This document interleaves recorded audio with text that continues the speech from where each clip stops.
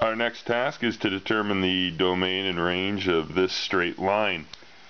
Perhaps intuitively, we can see that the domain is a set of all x's that are real numbers and the range is a set of all y's that are real numbers.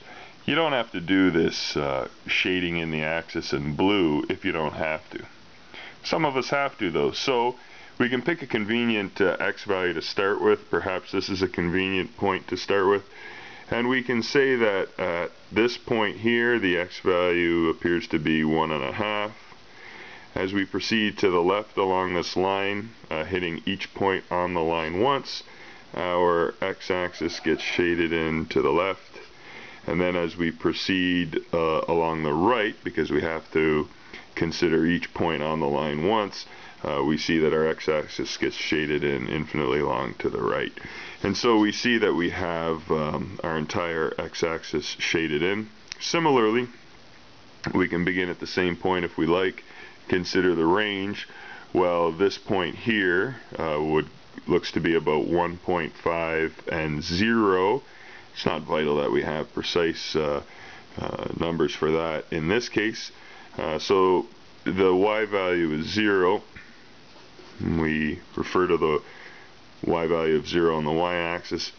As we proceed down this way and consider all of these points on the line, we realize that we're shading in our entire y-axis down this way. We're only considering the vertical dimension of each of those points. Similarly, as we proceed along this part of the line, we are able to shade in the entire y-axis above the x-axis because we're considering all of these points and they cover the entire positive vertical dimension. So, looking at this in the horizontal realm, I can see that my domain is going to be all real numbers. So I can write it out this way. The domain is a set of all x's such that are real elements of the real number system. Or I can say the domain is a set of all x's such that x is an element of the reals. Or perhaps best of all, I can simply say the domain is the set of all real numbers.